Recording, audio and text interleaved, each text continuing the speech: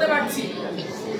মাঝখানে আওয়ামী ফ্যাসিবাদের যে দীর্ঘ সময়, সেই সময়ে আমরা যারা লড়াই সংগ্রামে আমাদের সর্বোচ্চ দিয়ে লড়েছি, যারা অভ্যুত্থানের পরে কোন পদ পদবীর লোভে বিকিয়ে যায়নি, যারা এখন এই ইন্টারিম গভর্নমেন্টের যে অনাচার অভিযান, সেই অনাচার অভিযানের বিরুদ্ধেও আমাদের কণ্ঠস্বর জারি রেখেছি, সেই রকম অনেক মানুষ যারা কেউ কেউ বিভিন্ন সাংগঠনিক কাঠামোর অংশ, যারা অনেকে সাংগঠনিক কাঠামোর অংশ না, এরকম মানুষজনকে সমন্বিত করে আমরা একটি প্যানেল তৈরি করতে সক্ষম হয়েছি।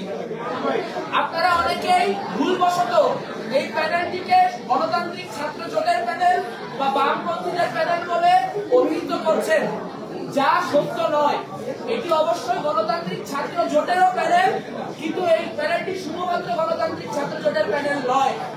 এই প্যানেলে আপনারা জানেন আমাদের পাশে সহসভাপতি পদে নির্বাচন করবেন তিনি আপা, যিনি দীর্ঘদিন স্বতন্ত্র ভাবে শেখ হাসিনার যে রেজিম, সেই রেজিমের বিরুদ্ধে বলিষ্ঠ কণ্ঠস্বর রেখেছেন।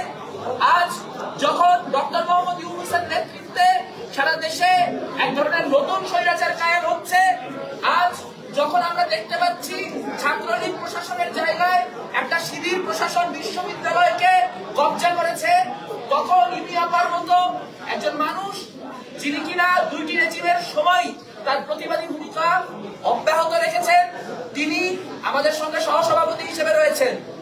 আপনারা পূর্ণাঙ্গ প্যানেলটি দেখতে পাবেন এখানে বহু মানুষ রয়েছেন যারা সাংগঠনিক ভাবে গণতান্ত্রিক ছাত্র যুক্ত কোনো সংগঠন বা অন্য কোনো সংগঠনের সাংগঠনিক রাজনীতিতে যুক্ত নয়। আমাদের কমন ব্যারিয়ারটি ছিল এই যে যারা আমরা ৭১ ও ২৪ উভয় গণহত্যার ব্যাপারে সিরিয়াস এবং ৭১ ও ২৪-এর গণহত্যাকারীদের ঘৃণা ভরে প্রত্যাখ্যান করে যারা একটা গণতান্ত্রিক বাংলাদেশ নির্মাণের যে লড়াই, সেই নির্মাণের লড়াইয়ের অংশীজন হতে চাই, তাদের সবার সমন্বিত প্যানেল হিসেবে আজ আমরা আত্মপ্রকাশ করছি। আমাদের প্যানেলের যে নাম, সে নাম এখনো আমরা চূড়ান্ত করিনি।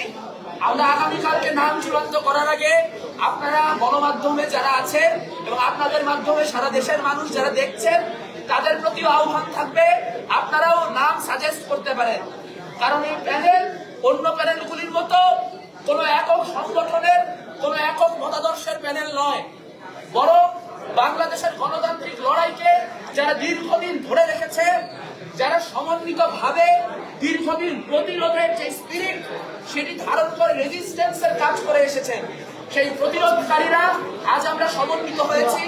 ঢাকা বিশ্ববিদ্যালয়ের শিক্ষার্থীদের প্রতি আমাদের উদাত্ত আহ্বান থাকবে যে জয়েন দ্য রেজিস্ট্যান্স। এই প্রতিরোধের অংশ আপনিও, এই প্রতিরোধের অংশ হিসেবে আপনারা আমাদের সাথে সংযুক্ত সম্পৃক্ত হন, আমাদের প্যানেলকে জয়যুক্ত করুন। আমরা আগামীকালকে আমাদের প্যানেলে যে বিশদ বিবরণ প্রত্যেকটি পদ সেগুলি বলবো।